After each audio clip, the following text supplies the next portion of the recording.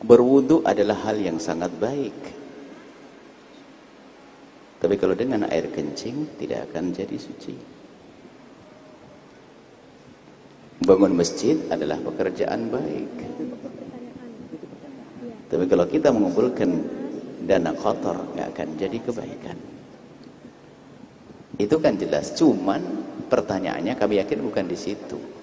Gimana solusinya? Saya sudah terlanjur punya harta tapi ini nggak baik, kan begitu. Kita nggak boleh. Kalau yang kami sampaikan barusan ini nggak, insya Allah. Jadi nggak mungkin. Mungkin kita pengen bangun masjid yang gede, yang cantik, yang terbaik di Indonesia. Saya ingin mengumpulkan, ada berapa perawan yang ada di sini? Ayo kita akan promosikan menjual keperawananmu dengan orang-orang yang membeli dengan harga jutaan. Lah ini tujuannya baik tapi dengan zina, nggak bisa. Atau udah deh, yang jagung rampok siapa kira-kira? Pokoknya ayo gerakan perampok yang halus ya, jangan sampai ketahuan nanti. Biar pokoknya jadi masjid, biar punya peninggalan kita. Nah, nggak ada. Karena berwudu dengan air kencing tetap tidak bisa suci. Berbuat baik dengan cara yang tidak baik tidak dibenarkan. Bahasa lain adalah sebaik apapun tujuan yang engkau raih, jika cara yang kau tempuh salah tidak akan sampai kepada tujuan. Nah, lalu bagaimana sekarang saya sudah terlanjur punya ini harta di kun saya, ini adalah harta nggak bener, ini gimana caranya? Apakah boleh saya sedekahkan dan sebagainya? Kan begitu. Jawabannya adalah, itu bukan milikmu, kok kau sedekahkan?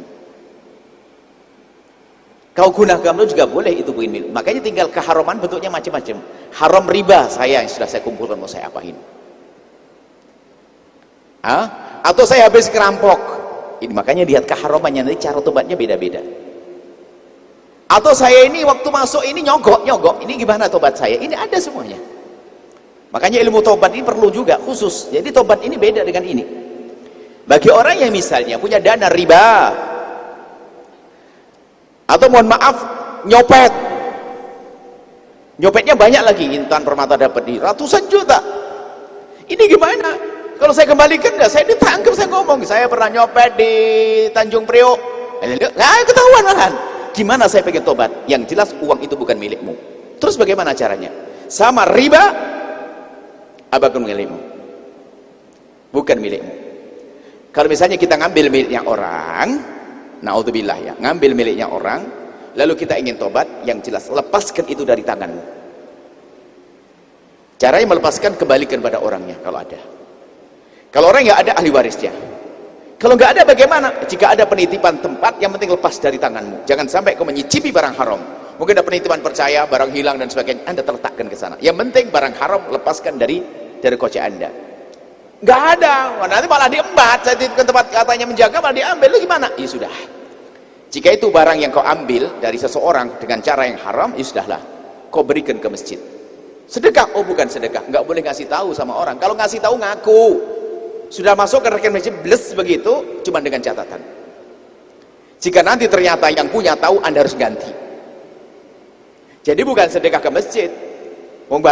Duitnya orang lain ini, cuman orangnya tidak ketemu. Maka Anda titipkan di masjid atau di pesantren, di tempat yang baik ya, dititipkan, tapi tidak pakai atas nama Anda. Tidak usah ngomong, Mas Ibu saya ngirim ke Nahal nih, ada duit haram, nggak bisa. Itu Anda mengakui, berarti Anda menggunakannya. Sudah Anda berikan, lepas, cuman catatan. Suatu ketika kalau orangnya punya, yang datang Anda harus menggantinya. Sama dengan utang. Ini luas sebenarnya. Anda punya utang kepada seseorang, tapi orangnya sudah hilang. Dulu tuh orang ngontrak di tempat ini, saya punya utang 200.000. Orangnya sudah hilang, tidak tahu pergi kemana. Saya kemanakan utang 200 ini? Saya kirim, tidak tahu.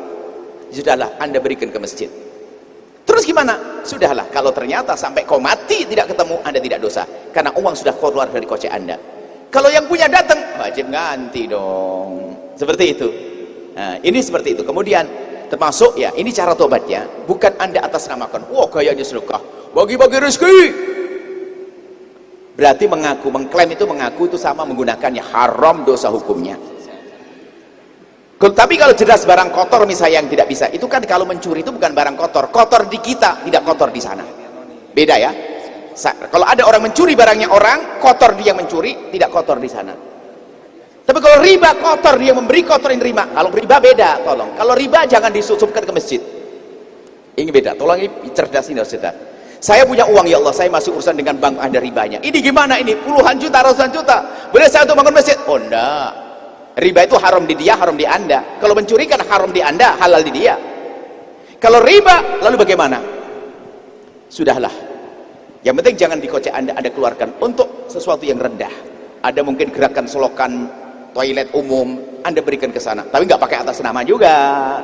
Kalau atas nama mengakui dong. Nah, seperti itu, ada bermacam-macam cara tobatnya. Jadi ada seperti itu, nanti panjang sebenarnya kalau seandainya bertemu langsung detailnya ada. Ada lagi, saya itu sepertinya itu nyogok, saya kerja di situ. Nyogok, bagaimana tobatnya? Tobatnya adalah satu, enggak, Anda tidak akan mengulangi lagi. Dan tidak menjadikan orang ngulangi seperti Anda. Kadang-kadang gara-gara masuknya nyogok, di saat dia duduk di situ, nerima lagi, gantian. Ini adalah iblis. Tidak tobat namanya. Pertama, Anda jangan melakukan lagi. Jangan membuat orang melakukan, yang pertama. Yang kedua, sudahlah kerja yang serius, hartamu jadi halal.